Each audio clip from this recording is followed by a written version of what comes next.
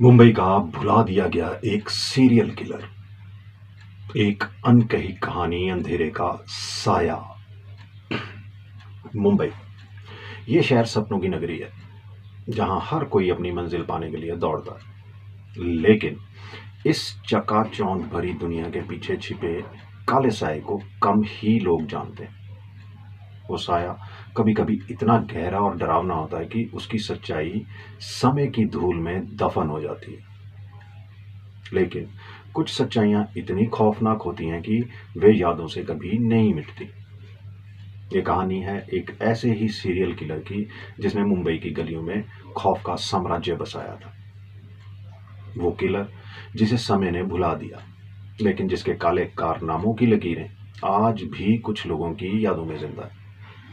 1993 की एक सर्द रात, मुंबई का भायखला इलाका, जो आमतौर पर शोरगुल और जिंदगी से भरा रहता है, एक खौफनाक खामोशी में डूबा हुआ था। सड़क किनारे एक लाश पड़ी थी, गला रेत से भरा हुआ, आंखें खुली और चौड़ी, जैसे मौत से पहले उसने कुछ अकल्पनीय देख लिया हो। शरीर पर अजीबोगरीब कट के निशान थे, जो किसी पागलपन का संकेत दे रहे थे। साधारण हत्या समझा, लेकिन जब अगली 2 रातों में 2 और लाशें ठीक वैसी ही हालत में मिली, तो पूरे शहर में सनसनी फैल गई। ये कोई आम हत्याएं नहीं थी, ये किसी खौफनाक दिमाग की करतूत थी, जो अपने पीछे मौत और डर की एक लंबी कहानी छोड़ रहा था। इंस्पेक्टर अरविंद शेट्टी, जो उस समय क्राइम ब्रांच में नए नए शामिल हुए थे, इस केस की जिम्मेदारी उनके कंधों पर आ गई। शुरुआत में ये केस एक साधारण हत्या जैसा लगता था, लेकिन जैसे जैसे तहकीकात आगे बढ़ी, वैसे वैसे ये केस एक भयानक और रहस्यमय सच की ओर इशारा करने लगा। हर नई जानकारी, हर नया सुराग एक ऐसे खौफनाक सच को उजागर कर रहा था, जो मुंबई के इतिहास में कहीं गहरे में दफन हो चुका था। ये कोई आम हत्यारा नहीं था, ये कोई साधारण अपराधी नहीं था जो सिर्फ लोगों की जान लेता हो। ये एक ऐसा साया था जो रात के अंधेरे में अपने शिकार की तलाश में निकलता था। वो एक ऐसा दानव था जो अपने से पीछे सिर्फ लाशें ही नहीं, बल्कि एक गहरा खौफ छोड़ जाता था। उसकी हर हरकत, हर निशाना, हर कत्ल एक संदेश देता था, एक ऐसा संदेश जो सिर्फ मौत की भाषा में लिखा गया था। इंस्पेक्टर शेट्टी को अब एहसास हो चुका था कि वो किसी साधारण हत्यारे का पीछा नहीं कर रहे। ये एक ऐसा दुश्मन था जो अंधेरे में छिपा था और जिसका अगला कदम किसी को पता नहीं था। मुंबई की गलियों में एक नया खलनायक जन्म ले चुका था, और उसका नाम था डर। मुंबई की गलियों में एक अदृश्य साया मंडरा रहा था। वो किसी का नाम नहीं था, किसी का चेहरा नहीं था, सिर्फ उसका खौफ था। रात गहराता जा रहा था। यह साया किसी भूतिया मितक की तरह नहीं था, बल्कि एक सच्चाई थी जो धीरे धीरे शहर की नसों में जहर की तरह फैल रही थी। वो किसी का इंतजार कर रहा था, किसी अकेले शिकार का, जो रात के अंधेरे में उसकी गिरफ्त में आ सके। और जब वो हमला करता, तो उसके पीछे सिर्फ एक लाश और एक गहरा सवाल छोड़ जाता, कौन है वो और उसका अगला निशाना कौन होगा। हर सीरियल किलर की एक खास पहचान होती है, एक तरह का साइनेचर स्टाइल जो उसे दूसरों से अलग करता है। और ये हत्यारा भी अपने काले कारनामों में एक अनोखी और खौफनाक छाप छोड़ रहा है। उसकी हर हरकत, हर निशाना, हर कत्ल एक पैटर्न का हिस्सा था, जो उसके मनोरोगी दिमाग की झलक देता था। उसका हर शिकार अकेला होता था, आमतौर पर देर रात को घर लौटते हुए पकड़ा जाता था। ये कोई संयोग नहीं था, वो जानता था कि रात की खामोशी में अकेले पैदल चलने वाले लोग सबसे कमजोर होते हैं। वो उन्हें चुनता था, उन पर नजर रखता था और फिर सही वक्त आने पर हमला करता था।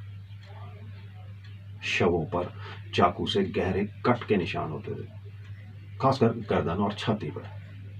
ये निशान कोई आम चोट नहीं थे, बल्कि एक तरह का संदेश थे। ऐसा लगता था जैसे वो अपने शिकार को सिर्फ मारना नहीं चाहता था, बल्कि उसे एक खौफनाक कला का हिस्सा बना रहा था। एक अजीब सा पैटर्न दिखता था। हत्याएं भीड़ भाड़ वाली जगहों के पास होती थी, जैसे रेलवे स्टेशन या बस स्टैंड के नजदीक, ये उसकी बेबाकी और बेरहमी को दिखाता था।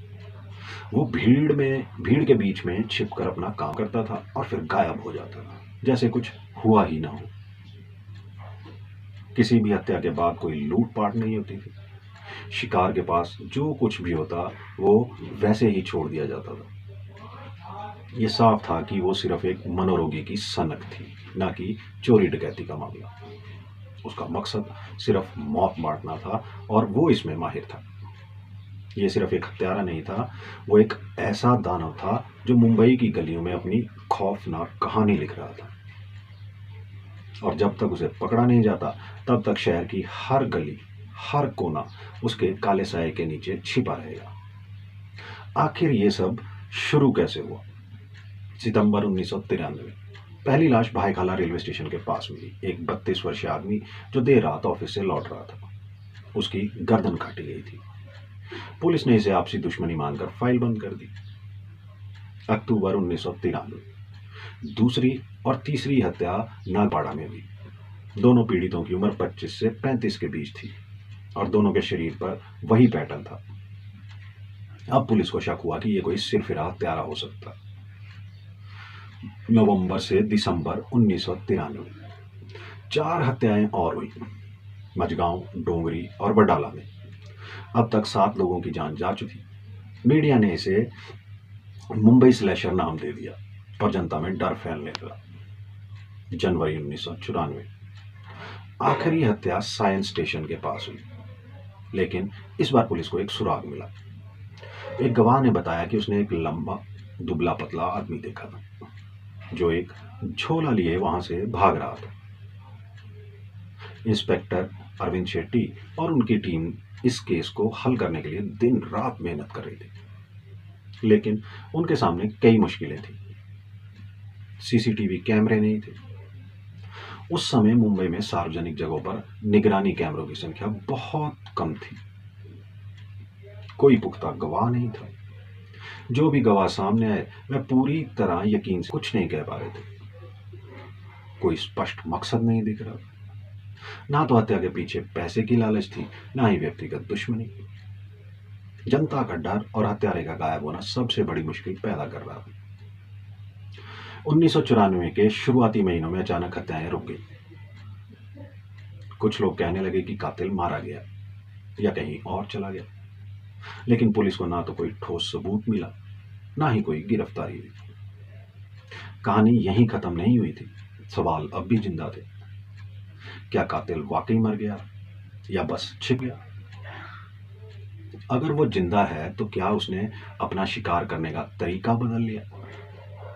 मुंबई की फाइलों में यह केस बंद हो चुका था, लेकिन जिन लोगों का खौफ देखा था उनके लिए यह केस कभी खत्म नहीं हुआ। मुंबई ने बहुत से खौफनाक दौर देखे, लेकिन 93-94 के उन महीनों का डर कुछ और ही था। ये सिर्फ हत्याओं का डर नहीं था, बल्कि उस अनजाने खौफ का था जो हवा में घुल चुका था। जब भी कोई बड़ा अपराध होता है तो उसका असर कुछ समय बाद फीका पड़ जाता है, लेकिन इस केस के साथ ऐसा नहीं हुआ। कातिल पकड़ा नहीं गया और यही बात सबसे ज्यादा डरावनी थी। लोग रात में घर से निकलने से डरने लगे थे। अकेले सफर करने वालों की संख्या घट गई थी। खासकर महिलाएं और बुजुर्ग बेहद सतर्क हो गए। रेलवे स्टेशनों और बस स्टैंड के आसपास रात में सन्नाटा पसरने लगा था। कुछ लोगों ने इस हत्यारे को एक भूतिया साया मानना शुरू कर दिया। एक ऐसी शक्ति जो किसी को भी अपना शिकार बना सकती। समय बीतता गया, लेकिन लोगों के दिलों में वो खौफ बना रहा। भाईखाला, नागपाड़ा और मझगांव के कुछ पुराने लोग आज भी उन रातों को याद करते हैं। हमने उन गलियों में उस अजनबी की परछाई देखी थी। ये बात वह अब भी फुसफुसा कर कहते हैं। 1995 के बाद नए अपराध ने इस केस को दबा दिया, लेकिन पुराने पुलिस वालों के दिमाग में ये केस हमेशा जिंदा रहा। इस केस की फाइलें ठंडी पड़ गई और धीरे धीरे ये बस अफवाहों में सिमट गया। लेकिन जो लोग उस दौर में जिए उनके लिए ये कहानी कभी खत्म नहीं है। आज भी अगर किसी को अकेले भाईखाला, नागपाड़ा या मझगांव की गलियों में रात के अंधेरे में चलते हुए अजीब सी घबराहट होती है, तो शायद कहीं ना कहीं वो साया अब भी मौजूद है। 1993-94 की वो खौफनाक रातें भले ही इतिहास के पन्नों में दब गई, लेकिन का असर मुंबई की मानसिकता और सुरक्षा व्यवस्था पर हमेशा के लिए छप गया। ये केस न सिर्फ एक रहस्य बनकर रह गया, बल्कि इसने ये भी दिखाया कि जब तक न्याय नहीं मिलता, डर कभी पूरी तरह खत्म नहीं होता। इस केस के बाद पुलिस और प्रशासन को एहसास हुआ कि शहर की सुरक्षा को नए स्तर पर ले जाने की जरूरत है।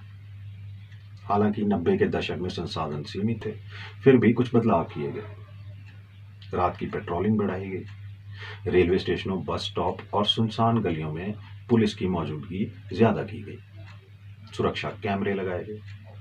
ये केस जब हुआ तब सीसीटीवी कैमरों का इस्तेमाल बहुत कम था। लेकिन इसके बाद मुंबई में निगरानी बढ़ाई गई, पब्लिक अवेयरनेस बढ़ी। इस केस के बाद लोग ज्यादा सतर्क हो गए। देर रात अकेले सफर करने वाले अब पहले से ज्यादा सावधानी बरतने लगे। लेकिन क्या यह काफी था? क्या इस केस से हमने सच में कुछ सीखा? इस केस से बहुत ही जरूरी सीख मिली। नंबर 1, इन्वेस्टिगेशन के नए तरीके अपनाने की जरूरत। अगर उस समय आधुनिक फॉरेंसिक टेक्नोलॉजी होती तो शायद कातिल को पकड़ा जा सकता था। ये केस बताता है कि अपराध सुलझाने के लिए सिर्फ गवाहों पर निर्भर रहना काफी नहीं है। डीएनए टेस्टिंग, प्रोफाइलिंग और डिजिटल निगरानी भी जरूरी है। नंबर 2, समुदाय की भागीदारी अहम है। अगर समाज जागरूक होता और लोग मिलकर संदिग्ध गतिविधियों की जानकारी देते, तो ये केस शायद सुलझ जाता। अपराध रोकने में सिर्फ पुलिस ही नहीं, आम जनता भी भूमिका निभा सकती है। नंबर 3, अनसुलझे केस को भुलाया नहीं जाना चाहिए। अगर कोई अपराधी पकड़ा नहीं गया, तो जरूरी नहीं कि वो रुक गया हो, वो बस अपना तरीका बदल सकता है। इसलिए पुराने केसों पर दोबारा नजर डालना जरूरी है। एक आखिरी सवाल, क्या यह मामला अब भी हल किया जा सकता है? आज भी अगर हम इस केस की फाइलें दोबारा खोलें, नए फॉरेंसिक टेक्नोलॉजी का इस्तेमाल करें और जनता को जागरूक करें, तो क्या इस कातिल की असलियत सामने आ सकती है? शायद जवाब अब भी कहीं छिपा है। आपका सहयोग जरूरी है। अगर आपको ये कहानी पसंद आई और आप चाहते हैं कि ऐसी और अनसुलझी कहानियां आपके सामने लाएं, तो स्टोरीज बाय सागू चैनल को सब्सक्राइब करें, वीडियो को लाइक करें और अपने दोस्तों के साथ शेयर करें। क्या आप इस केस पर और गहराई से जानना चाहेंगे? कमेंट में अपनी राय जरूर दें। समाप्त या फिर एक नई शुरुआत।